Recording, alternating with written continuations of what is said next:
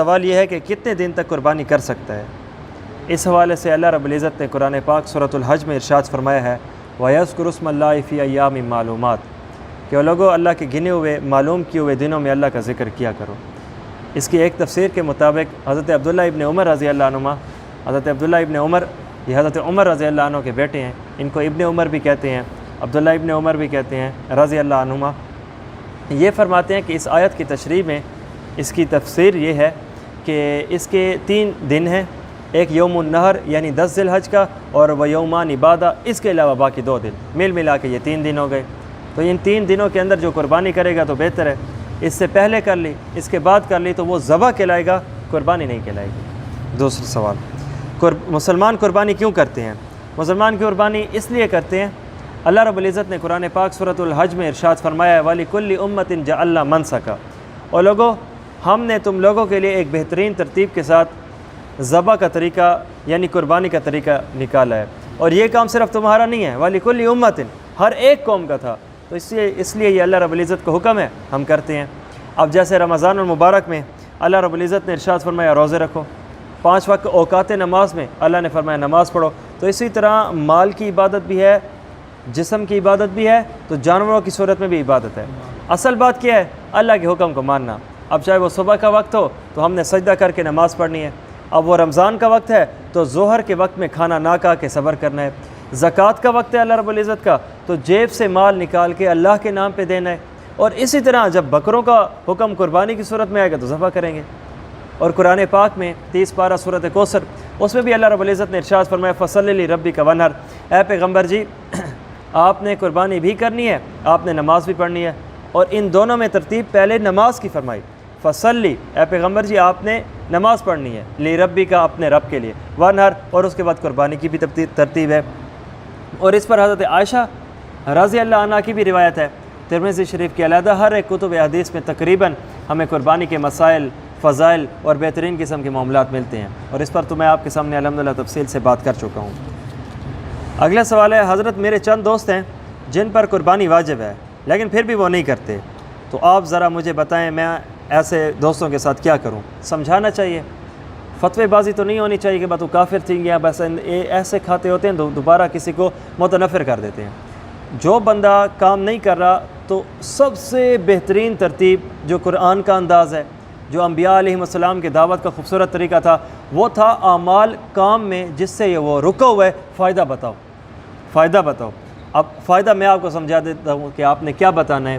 حضرت عائشہ فرماتی ہیں نبی علیہ السلام نے ارشاد فرمایا ہے کہ وہ لوگوں جب تم قربانی کرتے ہو ذبح ہوتا ہے، خون باہر ابھی زمین کو نہیں لگتا کہ اللہ کے ہاں وہ پورے پہلے قبولیت کا پہنچ جاتا ہے، تو جب اللہ رب العزت قبول کرنے پہ راضی ہوں تو ہم بھی قریب نہ ہوں تو پھر تو فائدہ نہ ہوا نا۔ اور دوسری بات یہ ہے آپ ذرا اس حدیث کو خوبصورت طریقے سے قریب سے سمجھیں۔ حضرت عائشہ نبی علیہ السلام کا نقل ارشاد فرما رہی ہیں کہ ابھی جب تم نے ذبح کیا ہے، ابھی ہم میں سے ہر ایک آنکھ نے دیکھا ہے جانور کا خون رگ سے کتنی تیزی سے نکلتا ہے، لیکن پھر بھی نبی علیہ السلام کا فرمان کیا ہے ابھی جتنی بھی تیزی ہے وہ ابھی زمین پہ نہیں لگا کہ اللہ نے قبول پہلے کر لیا۔ اچھا پھر ایک اور بات کی طرف توجہ، ایک ہے جانور کھڑا ہوا، ایک ہے جانور لیٹا ہوا، اس کو ہم نے لٹا کے ذبح کرنا ہے۔ لیٹنے میں تو زمین کے وہ زیادہ قریب ہو جاتا ہے اور اس سے تو زیادہ اس کا زمین کے قریب اس کا حصہ ہو جاتا ہے اور وہ خون جلدی نکل کے زمین کو لگے گا، لیکن پھر بھی حدیث بتاتے ہیں یہ زمین کو نہیں لگتا، اللہ قبول کرتا ہے، تو اس لیے ہمیں سست نہیں ہونا چاہیے۔ تو یہ باتیں ذرا آپ اپنے دوست احباب کو سمجھائیں، بتائیں، نہ تلخی کا لہجہ ہو نہ غصے کا لہجہ ہو، 100 بار بھی انکار کرے آپ اس انداز سے نہ چلیں، آپ ترتیب سے چلیں، انشاءاللہ فائدہ ہوگا۔ اور یا پھر دوسری بات یہ بھی بتائیں کہ آپ بھی رسول اللہ صلی اللہ علیہ وسلم کے امتی ہیں، مسلمان بھی ہیں، صرف سستی کی وجہ سے یہ کام نہیں کر رہے۔ میں آپ کو ایک بات بتا دوں، آپ اپنے دوست کو یہ بات سمجھا دیں کہ اللہ کے پاک پیغمبر علیہ السلام نے ایک قربانی کے موقع پہ 100 اونٹوں کو ذبح کیا ہے۔ اب ہم اپنے نبی کی نظر مبارک سے قربانی کی اہمیت دیکھیں تو ایک ہی انہوں نے دن کے ایک ہی قربانی کے موقع پہ انہوں نے ذبح فرمایا، اور 63 تو اپنے ہاتھ سے ذبح کیے، باقی سیدنا علی المرتضیٰ کے حوالے کیا، انہوں نے ذبح کیا۔ اب اتنی اہمیت ہے تو پھر ہم کیوں پیچھے ہٹیں؟ تو یہ اہمیت انشاءاللہ آپ ان کو بتائیں گے تو اللہ رب العزت کی رحمت سے امید ہے کہ ان کا دل پلٹے گا۔ اور آپ کو میں ایک بات بتاؤں، جس مومن کے دل میں ایمان ہے نا، کسی نہ کسی درجے میں آ کر حیا کرتا ہے، کہیں پہ تو حیا کرے گا، ایک نہیں، دو نہیں، 3 جگہوں پہ آ کے حدیث سن کے، یا این دفعہ نہیں تو اگلی دفعہ کر گن سی۔ تو دوستی ہو، تعلق ہو، پیار ہو، مودت ہو تو لے کر انشاءاللہ آپ چلے، اللہ آسانی کرے گا۔ حضرت یہ بتائیں قربانی کس وقت افضل ہے؟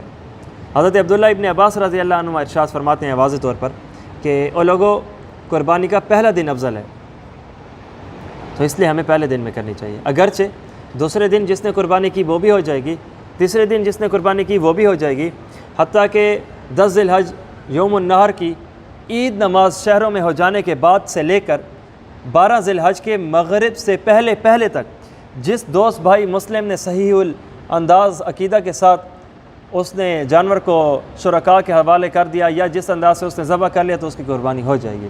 لیکن اس میں افضل وقت پہلا دن ہے، اور یہ ایسا ہی ہے جیسے آپ دیکھو ظہر کی نماز 3-4 گھنٹے بھی رہتی ہے۔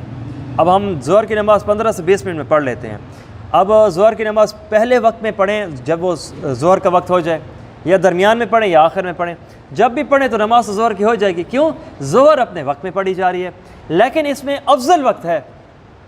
گرمیوں میں ہم نے ظہر کو ٹھنڈا کر کے دیر سے پڑھنا ہے وقت کے اندر رہتے ہوئے، اور سردیوں میں جلدی پڑھنا ہے، اور نبی علیہ الصلوۃ والسلام نے اس کی وجہ تک بتائی ہے کہ ابردوا بظہر فإن شدۃ الحر من فی جہنم، اور لوگوں تم نے ظہر کو ٹھنڈا کر کے پڑھنا ہے، یعنی اس کی تپش جو سورج کی وہ ختم ہو جائے۔ یا اصلا اس کی وجہ ارشاد فرمایا کہ یہ جو تپش ہے دنیاوی گرمی کی، یہ شدۃ من فیہ جہنم، یہ جہنم کی تپش کی وجہ سے۔ اب آپ بتاؤ کتنی دور ہے، لیکن یہاں پہ اپنا اثر ڈال رہی ہے، تو بتائیے جب وہ خود بندہ اس جہنم کے حوالے کر دیا جائے گا تو پھر کیا ہوگا؟ اللہ تعالیٰ سب کو اپنے امان میں رکھے۔ تو یہ ایک ترتیب ہے۔ تو سوال یہ پوچھا گیا ہے کہ کس وقت میں، تو پہلے وقت میں، اب پہلے دن میں افضل ہے۔ آگے، کیا خواتین پر قربانی واجب ہے؟ جی ہاں، جس طرح قربانی واجب ہے، جس طرح زکوٰۃ واجب ہے، روزہ واجب ہے، نماز واجب ہے، تو اسی طرح اس پہ قربانی بھی واجب ہے۔ اب مال کے لحاظ سے عورتوں میں بڑی کنجوسی پائی جاتی ہے، اور یہ کنجوسی ناواقفیت کی بنیاد پہ ہے۔ سارا سال سونے جواہرات جتنے بھی وہ پیسے کا جمع ہونا ہو یا سونے کا نظام ہو یا چاندی کا، وہ اپنے پاس رکھیں گی، انہوں نے پہننا ہے، استعمال کرنا ہے۔ اے شادی تے ویندی پئی، اے شادی تے ویندی پئی ہے، ہر شادی تے نواں سوٹ، بہت اندے وچ بھی کافی اعتراض کڈن، اور جب بات آ جائے زکوٰۃ دینے کی، نہیں وہ خامد دے سی نا، ابا دے سی نا، بھرا دے سی نا، غلط بات ہے۔ مجھے ایک یہی حوالے سے کال آئی کہ مجھ پہ قربانی آتی ہے نہیں، تو میں نے یہی پوچھا سونے چاندی کا نظام آپ کے پاس کیا ہے؟ کہا اتنا ہے۔ میں نے کہا آپ پہ قربانی آتی ہے؟ کہا وہ تو میرا پھر شوہر نہیں دے گا۔ میں نے کہا پھر آپ اپنے سونے کے مالک بھی ان کو بنا دیں۔ کہا نہیں مالک تو میں کہا جی مالک تو صحیح ہے، تو قربانی اتوارے تو آسی۔ تو شریعت نے یہ دیکھا سونا چاندی مسلمانوں میں کس کے پاس ہے؟ بالغ میں سے، مرد کے پاس ہے تو مرد پہ آئے گی، عورت کے پاس ہے تو عورت پہ آئے گی، بھائی کے پاس ہے تو بھائی پہ آئے گی، اور بہن کے پاس ہے تو بہن پہ آئے گی۔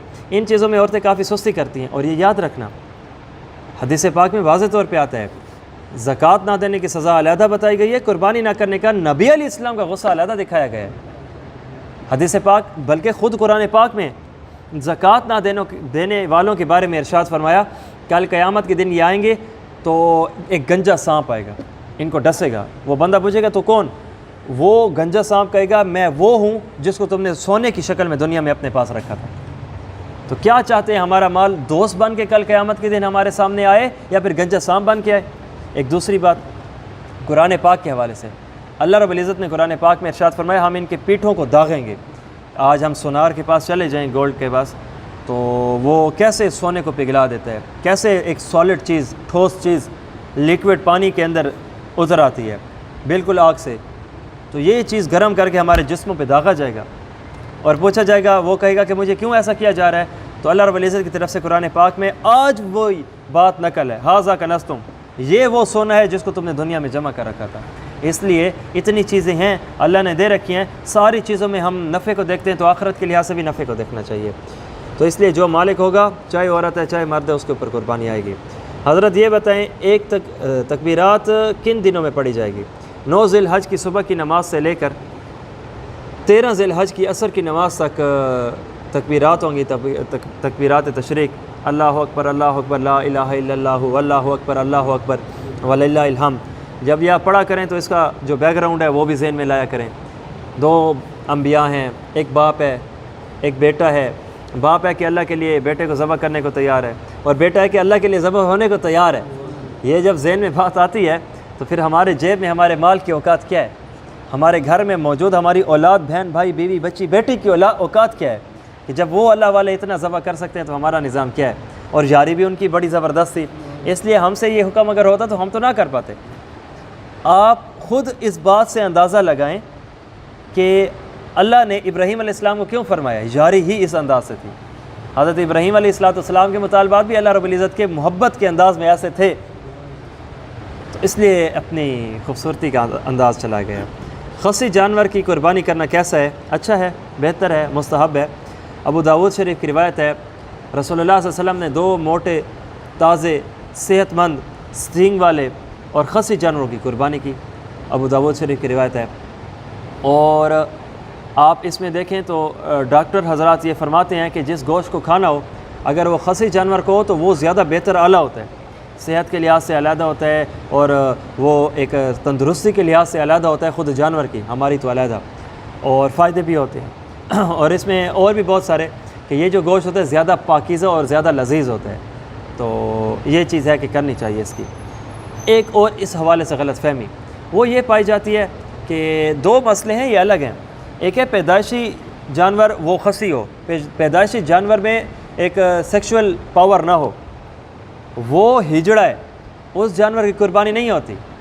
خصی جانور وہ نہیں ہوتا جو پیدائشی کھاتے سے خراب ہو، اس میں صلاحیت نہ ہو، بلکہ خصی جانور اسے کہتے ہیں پیدائش اس کی بالکل ٹھیک ہو باقی جانوروں کی طرح نر اور مادہ کے انداز سے، لیکن بعد میں جان بوجھ کے ہم نے اسے خصی کرا دیا ہو، جان بوجھ کر اس غرض سے، اس وجہ سے، اس نظام سے، تو خصی جانور اور ہجڑے جانور میں فرق ہے۔ ہجڑے کی قربانی نہیں ہوتی جو پیدائشی ہوتا ہے، خصی کی ہو جاتی ہے، بلکہ ہوتی کیا ہے بتایا کہ مستحب ہے۔ رسول اللہ صلی اللہ علیہ وسلم کی طرف سے قربانی کرنا کیسا ہے؟ کیا ہی بہتر بات ہے، کیا ہی اعلیٰ بات ہے، کرنی چاہیے۔ ابو داؤد شریف کی روایت ہے، ترمذی شریف کی روایت ہے، حضرت سیدنا علی اور مرتضیٰ رضی اللہ عنہ 2 وہ جانوروں کو ذبح کرتے تھے، اور ایک جانور اپنی طرف سے ذبح کرتے تھے اور دوسرا رسول اللہ صلی اللہ علیہ وسلم کی طرف سے کرتے تھے۔ اس پر مزے کی بات، ان سے آ کے پوچھا حضرت یہ کیا وجہ؟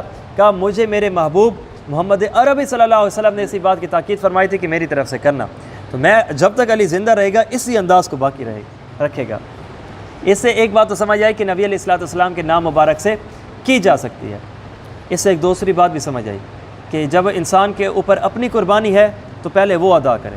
میں نے ایک جگہ بات کی کہ مولوی صاحب جب اپنا کرے تو پھر نبی کا تو نہیں ہوتا، بہتر نہیں ہے کہ نبی کا کرو؟ میں نے کہا بالکل بہتر نہیں ہے اس وقت کہ تم نبی کا کرو۔ جب تمہارے پاس پیسے اتنی ہیں کہ تم صرف اپنا کر سکتے ہو اور تم صاحب نصاب بھی ہو تو بہتر نہیں، ضروری ہی ہے کہ اپنی طرف سے تم کرو۔ کہا یہ تو پھر نبی کے نام سے تم ہٹا رہے ہو۔ میں نے کہا بالکل نہیں، تو میں نبی کی سنت پہ ہی رکھ رہا ہوں۔ مجھے بتاؤ نبی کے نام پہ جو تم کرتے ہو محبت کی وجہ سے؟ کہا ہاں۔ میں نے کہا محبت کے اندر ایک بات ہوتی ہے، عاشق معشوق کی ہر بات مانتا ہے، کہا ہاں، اور اللہ کے پاک پیغمبر علیہ الصلوۃ والسلام نے فرمایا من کان لہ سعۃ، جس کے پاس اتنی وسعت ہو کہ وہ قربانی کرے تو اسے چاہیے کہ وہ قربانی کرے۔ تو میں تو تمہیں نبی کی سنت میں لا رہا ہوں۔ اور دوسری بات یہ کہ جب واجب اور سنت جمع ہو جائے نا، پہلا جو ترجیح معاملہ ہے نا وہ واجب کو دیا جاتا ہے، کیونکہ واجب چھوڑ دو تو گناہ ہے، سنت اس کے مقابلے میں رہ جائے تو وہ ایک نقصان کا معاملہ نہیں ہوتا ہے، اس لیے سمجھنا چاہیے۔ اور دوسری بات اس حوالے سے حدیث پاک میں واضح طور پہ آتا ہے، ہم آقا کے نام پہ کریں نہ کریں یہ تو الگ بات ہے، رسول اللہ صلی اللہ علیہ وسلم نے ہمارے نام سے کیا ہے، حدیث ہمیں نہیں بولا۔ آپ دیکھو معراج کی رات ہے، اللہ رب العزت سے بات ہے تو ہمیں نہیں بولا، گفتگو وہاں پہ ہماری ہوئی ہے، ہم لوگوں کی ہوئی ہے، اللہ میری قوم کا کیا بنے گا، خوبصورت انداز ہے، ٹھیک ہے۔ بلکہ 2 گھنٹے کے میرا مکمل بیان ہے معراج کے اوپر، اس کو 3 حصوں میں تقسیم کر کے میں نے الحمدللہ بیان کیا تھا۔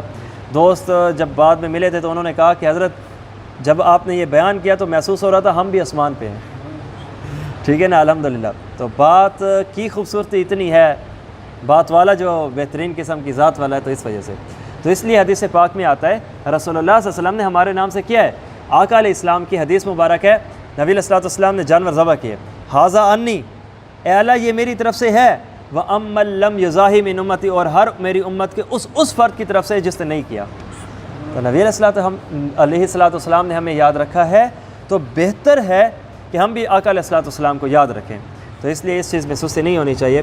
بلکہ مجھے 1-2 دوست ملے ہیں، میں ایک مسجد میں درس دے کر باہر نکلا تو انہوں نے کہا کہ میری پیدائش کے پہلے سے میرے باپ دادوں سے یہ طریقہ چلا آ رہا ہے کہ الحمدللہ ہم نے اپنی طرف سے بھی قربانی کیا ہے، رسول اللہ صلی اللہ علیہ وسلم کی طرف سے بھی کیا ہے۔ میں نے کہا اللہ تعالیٰ قبول فرمائے۔ یہ تو محبت ہے، یہ تو وفا ہے، یہ تو خوبصورتی ہے۔ اللہ رب العزت مزید قبول فرمائے۔ کیا سربراہ کی طرف سے قربانی کافی ہے؟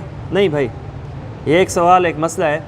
کوئی احباب ایسا کہتے ہیں کہ بس گھر کا جو بڑا ہوگا سربراہ ہے، بس وہی قربانی کر لے تو کافی ہے۔ ایسی بات نہیں ہے۔ سنن الکبریٰ بہقی کی روایت ہے، حدیث پاک میں آتا ہے رسول اللہ صلی اللہ علیہ وسلم نے واضح طور پہ ارشاد فرمایا من کان لہ سعۃ فلیضحی، جس شخص کے پاس اتنی وسعت ہو، یعنی صاحب نصاب ہو، یعنی امیر ہو، تو اسے چاہیے کہ وہ قربانی کرے۔ من، جس شخص کو۔ اب ایک گھر میں ایک شخص تو رہتا نہیں ہے۔ ابھی جیسے میں نے کہا کہ خواتین پہ علیحدہ ہے اگر وہ صاحب نصاب ہے، تو مردوں پہ علیحدہ ہے اگر وہ صاحب نصاب ہے، تو سب پہ ہوگا۔ تو اس لیے یہ بات ایک غلط فہمی پر ہے کہ ایک نے کر لیا تو دوسرا نہیں۔ اب بعض اوقات یہ ہوتا ہے کہ مجھے صاحب سارا چولہا ہی کو ہے۔ میں نے کہا چولہا تو ایک ہے، مجھے یہ بتاؤ کیا روٹی بھی ایک پکتی ہے؟ کہا نہیں، چولہا تو ایک ہے، روٹی کئی پکتی ہے۔ تو میں نے کہا یہاں بھی وہی ہوگا کہ سربراہ تو ایک ہے، لیکن قربانیاں جس پہ آ رہی ہے اس پہ آئے گی، جو شرائط میں نے آپ کو بتائی ہیں۔ اس لیے اس چیز میں وہ نہیں کرنی چاہیے۔ دوسری بات، قرآن پاک 30 پارہ سورۃ کوثر، اس میں اللہ رب العزت نے واضح طور پہ یہ بات ارشاد فرمائی ہے کہ فصل لربک وانحر، نماز کی بات کی ہے، قربانی کی بات کی ہے۔ تو جس طرح شرائط پورے ہونے پر نماز ہر ایک پر اپنی اپنی ضروری ہے، ایسے اسی طرح جو قربانی کی بات کی ہے، شرائط کے پورے ہو جانے کے بعد اپنی اپنی قربانی ہوگی۔ ایسا نہیں ہوگا کہ ایک نے کر لیا تو دوسرا نہیں کرے گا، ایسی بات بالکل غلط فہمی پہ مبنی ہے۔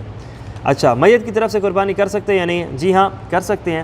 یہ بھی ایک نفلی عبادت ہے، آپ ان کو ثواب بھیج سکتے ہیں، جس طرح نفلی نماز پڑھ کے ہم کرتے ہیں، یا تلاوت کے طور پر کرتے ہیں، یا ہم صدقہ دے کر کرتے ہیں، تو یہ قربانی ہے، اس کے ذریعے سے بھی کی جا سکتی ہے، ثواب پہنچتا ہے۔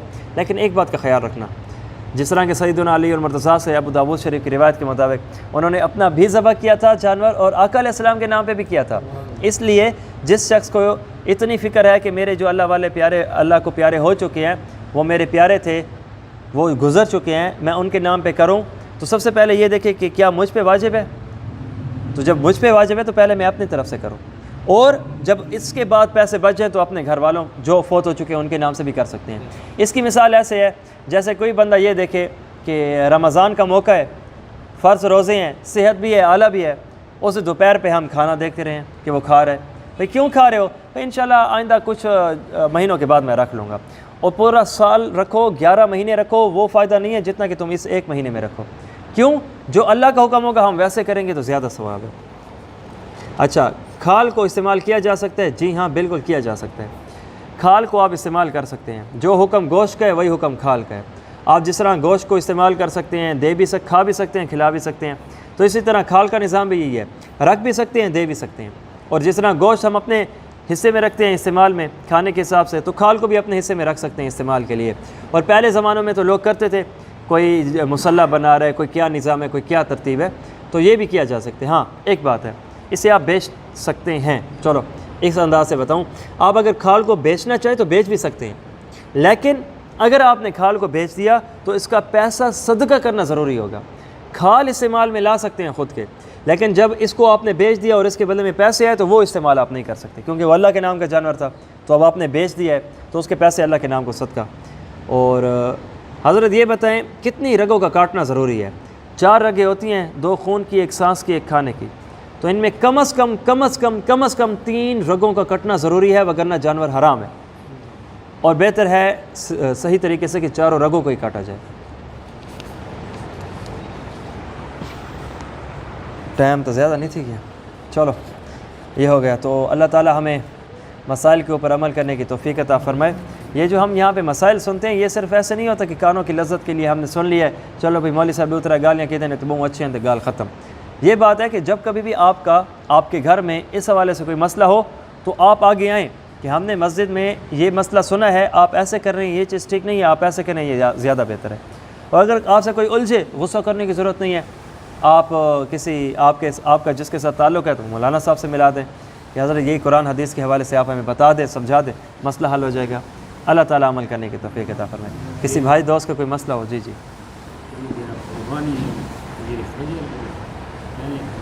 جی جی میرے ابھی بہت سارے مسائل اور رہتے تھے، اور اگلے آنے والے مسائل میں آپ کا مسئلہ یہی والا تھا کہ جو بندہ قربانی عید کی نماز سے پہلے قربانی کرتا ہے تو اس کی قربانی نہیں ہوتی، اور یہ حدیث پاک میں واضح طور پہ ہے، بخاری شریف میں ہے، مسلم شریف میں ہے، الگ اور کتابوں میں ہے کہ جس نے قربانی کی، جانور ذبح کیا عید نماز سے پہلے، تو فتل کا شات الحم تو یہ ایک بکری کا گوشت ہے جسے تم کھاؤ گے اور مزہ لو گے، یہ قربانی نہیں ہے۔ اور میں آپ کو کئی بار یہ جو آیت بتا چکا ہوں، فصلی لربک ونحر، قرآن پاک 30 پارہ سورۃ الکوثر، اس میں اللہ رب العزت نے ترتیب بتائی ہے۔ فصلی، پیغمبر پہلے آپ نے نماز پڑھنی ہے، ونحر پھر قربانی کرنی ہے۔ تو قرآن ہمیں یہ بتا رہا ہے، حدیث ہمیں یہ بتا رہی ہے، تو چند ایک اگر اس حوالے سے ہٹ کروں تو نظام کو جو ہے نا یہ گویا یہ ہے کہ یہ محنت کر کے معاملے کو خراب کرنے والے ہیں۔ دوسرے دن اگر کرے جی پہلے دن کا نماز پڑھی ہاں قربانی، جی جی دوسرے دن مطلب اگر پہلے کا نماز کے بعد ہاں اس کو اون ٹائم تو سحری تے تہجد ٹائم ہی تک کرو کیونکہ ٹائم کب شروع ہوتا ہے؟ یوم النہار 10 ذی الحج کی عید نماز کے بعد سے آپ 12 ذی الحج کی مغرب کی نماز کے درمیان میں کسی وقت میں بھی کر سکتے ہیں۔ آپ دوسرے دن کی آدھی رات کو کرو، سحری میں کرو، صبح کی نماز سے پہلے کرو یا بعد کرو، بس ابتدا اور انتہا یہ کب ہے اس کے درمیان میں جب کریں جی ہاں جی جی ہاں ہاں اللہ آپ کے سینے کو مبارک کرے۔ یہ مسئلہ بھی میرے مسئلوں میں تھا، ٹھیک ہے، تو وہ میں نے کہا کہ ٹائم زیادہ نہ تھی وہیں، میں کہ دوست کی تنگ نہ تھی وہیں، حضرت تو گواہ ہم 2 گھنٹے بیٹھے رہتے تھے۔ چلو مسئلہ یہ ہے کہ حضرت ام سلمہ رضی اللہ عنہ ارشاد فرماتی ہیں، عالم بننے کے 8ویں سال کی، مسلم شریف ایک کتاب ہے، صحیح مسلم حدیث پاک کی کتاب ہے، پاکستان کے بڑے اللہ والے اس بندے کو مولوی سمجھتے نہیں ہیں جب تک کہ وہ یہ مسلم شریف کتاب پاس نہ کر لے۔ اس حدیث پاک کی کتاب میں حضرت ام سلمہ رضی اللہ عنہ ارشاد فرماتی ہیں کہ اللہ کے پاک پیغمبر علیہ الصلوۃ والسلام نے یہ مسئلہ بیان فرمایا، ارشاد فرمایا کہ او لوگوں تم میں سے جو بندہ ارادہ رکھتا ہے کہ اس نے قربانی کرنی ہے تو ذی الحج کا چاند دیکھنے کے بعد اپنے ناخن اور بالوں کو نہ کٹائے۔ یہ ایک مسئلہ۔ اب چاہے میں آپ جو بھی ہمیں سے جو بندہ قربانی کی نیت رکھتا ہے اور پہلے سے ہی انسان کو پتہ ہوتا ہے، اچانک کوئی اللہ دین دا چراغ تاندہ نہیں نا، تو جب پہلے سے پتہ ہے تو پھر ایک ذی الحج سے ہی اپنے بال ناخن وغیرہ کو نہ کاٹے، ایک بات۔ دوسری بات، یہ نہ کاٹنا کوئی فرض نہیں ہے، واجب نہیں ہے، یہ مستحب ہے، کر لو تو زیادہ بہتر اعلیٰ عمدہ ہے، نہ کرو تو کوئی گناہ نہیں ہے، لیکن کرنا چاہیے، بہتر بات ہے۔ تیسری بات اس میں، اگر کسی دوست احباب کے ناخن اتنے بڑے ہو چکے ہیں یا بال اپنے جو انڈر شیو ہوتی ہے وہ اتنے زیادہ ہو چکے ہیں کہ 40 دن سے زیادہ ہو چکا ہے، تو پھر مستحب بہتر یہی ہے کہ کاٹو۔ میں بات سمجھا سکا ہوں؟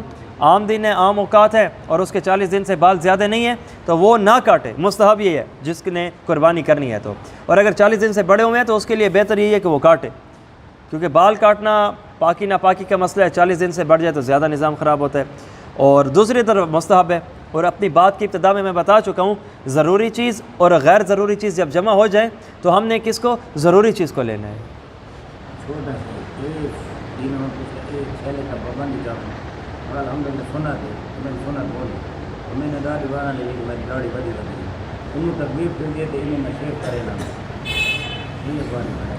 ناخن ہے، حضرت پوچھ رہے ہیں کہ یہ داڑھی کا کیا مسئلہ ہے ان دنوں میں، تو بات تو بھائی واضح ہے، یہ ایک ایسا گناہ ہے کہ یہ ایک ایسا عمل ہے جو 10 ذی الحجہ سے پہلے بھی کرنا ہے، 10 ذی الحجہ میں بھی کرنا ہے اور 10 ذی الحجہ کے بعد بھی کرنا ہے، اس کا تعلق اس سے نہیں ہے۔ وہ جس طرح 2 بندے گالیاں دے رہے تھے مسجد کے اندر کھڑے ہو کے، ایک نے دوسرے کو کہا اللہ تو بندہ مسجد بندے نہیں کٹیں گے، اگر جل کام کر سا کو پتہ کون نہیں، اصل مولوی صاحب کو پتہ کرے سے مولوی صاحب دوین بھائی حضرت اے دوست والا آدھا پیا کہ مسجد بندے کٹن برا ہے، تو ایک کیا سچ ہے وہاں کہ اللہ دا بندہ مسجد دے وچ بھی برا ہے تو باہر ہی برا ہے، اے نہیں۔ تو داڑھی کا کاٹنا نہ کاٹنے کا جو نظام ہے نا، چاہے وہ ذی الحج کے 10 دنوں میں ہو یا اس کے پہلے یا بعد ہو، غلط ہے۔ اور رہ گئی بات یہ کہ اب کسی نے یہ ایسے بندے کا حوالہ کیا ہے، ایسے بندے کو میں مسئلہ نہیں، میں ایک مشورہ دیتا ہوں کہ اللہ کے نبی کی سنت ہے، بسم اللہ کرو، کچھ بھی نہیں ہوتا۔ آپ یقین کرو، کاٹنے والے سوچتے ہیں یار رکھ گھنا تو پتہ نہیں کہتی سی، اور رکھنے والوں سے پوچھو وہ کہتے ہیں یار کتنی کٹ گھنا تو پتہ نہیں کہتی سی۔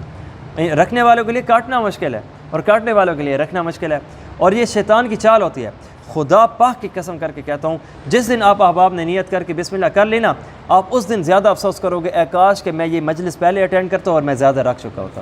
یہ یاد رکھیں، ہمارے کئی ایسے نوجوان دوست ہیں پہلے شادی نہیں کرتے تھے، میں نے ان کو ترغیب دی، میں نے کہا نبی کی سنت ترتیب یہ وہ بہت ساری خوبصورتیاں، جب کر لی تو انہوں نے اسی دن افسوس کیا، مولوی صاحب تسا جرا لئی ودیا میں نا خدا دی قسم سا کو پہلے ہی تمہاری گال من گننی چاہیے۔